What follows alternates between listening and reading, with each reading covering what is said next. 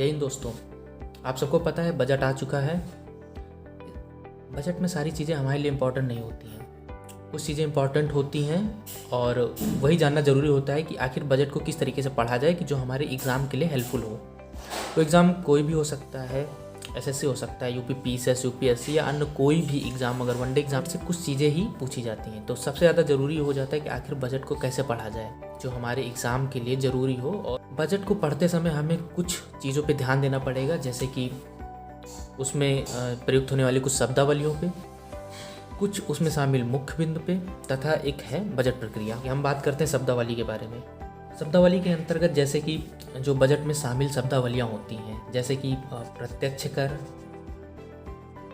अप्रत्यक्ष कर, वैसे जीडीपी, अगर एक पॉइंट की बात की, जीडीपी क्या है, प्रत्यक्ष कर क्या है, अप्रत्यक्ष कर क्या है, राजस्व व्यय क्या है, आय क्या है, राजस्व आय क्या है, कोषीय घाटा क्या होता है, राजस्व घाटा क्या होता है। ठीक है, इस तरीके से जो शब्दावलियाँ प्रयोग की जाती है उन पे ध्यान देने की ज़रूरत होती है। दूसरा, अगर मेन पॉइंट की बात करें, इसमें क्या चीज़ें शामिल होती हैं। इसमें सबसे पहले हम देखेंगे कि जीडीपी कितना ग्रो करने वाली है इस साल। जैसे कि ये आकलन किया गया है कि 9.2 इस बार जीडीपी रहेगी और आने वाले साल में यानी 22-23 जो वित्तीय वर्ष होगा, यानी कि इधर से शुरू होगा, वहाँ पे 8 से 8.5% की जीडीपी रहने का अनुमान है।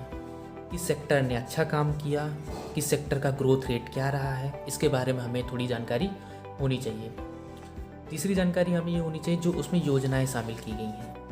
कई सारी योजनाएं होती हैं, जैसे नल जल योजना, वात्सल्य योजना किस बार बात की गई है, ठीक है, और गति शक्ति मिशन के बारे में बात की गई है। तो इस तरह के जो गति शक्ति मिशन हो गया, पोषण 2.0 जो योजना लाई गई है, ठीक है, तो इस तरह के जो मुख्य बिंदु होते हैं इनके बारे में भी एक बेहतर जानकारी होनी चाहिए। ठीक है, यही सारी चीज़ें एग्ज़ाम में पूछी भी जाती हैं। तीसरा हो गया कि अगर हम बजट प्रक्रिया की बात करें, बजट प्रक्रिया कहीं ना कहीं अगर हम यूपी पीसीएस या यूपीएससी की बात करें तो इसमें जीएस पेपर 2 से ये संबंधित होते हैं। बजट प्रक्रिया के अंतर्गत अगर हम कुछ बेसिक बातों की जानकारी लेना चाहें, जैसे कि आखिर बजट कौन तैयार करता है, ठीक है, कौन जारी करता है या कौन इसको जो है प्रेजेंट करता है, बजट संसद में कैसे जारी होता है।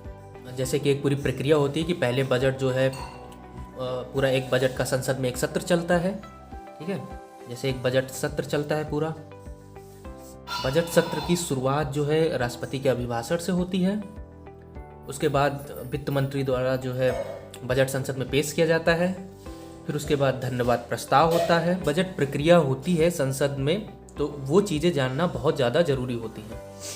तो बजट को पढ़ना होता है क्योंकि बहुत सारे एग्ज़ाम में ऐसे ही शब्दावलियों पे, मुख्य बिंदु आधारित और जो बजट प्रक्रिया पे आधारित क्वेश्चन आते हैं।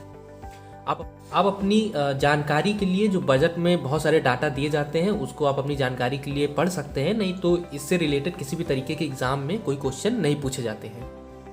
हालांकि कुछ वनडे एग्ज़ाम में कुछ जो मुख्य योजनाएं होती हैं वो कब जारी की जाती हैं, किस सन में जारी की जाती है। जल योजना जो कि 2019 में शुरुआत की गई थी और ये जल जीवन मिशन के अंतर्गत शुरू किया गया। तो इस तरीके से आप जो है मोटे मोटे पॉइंट जो है वो देख सकते हैं और ऐसे ही एग्ज़ाम में पूछे जाते हैं। इसी तरीके से आप बजट को बहुत ही एग्ज़ाम पॉइंट ऑफ व्यू से बहुत अच्छे तरीके से तैयार कर सकते हैं।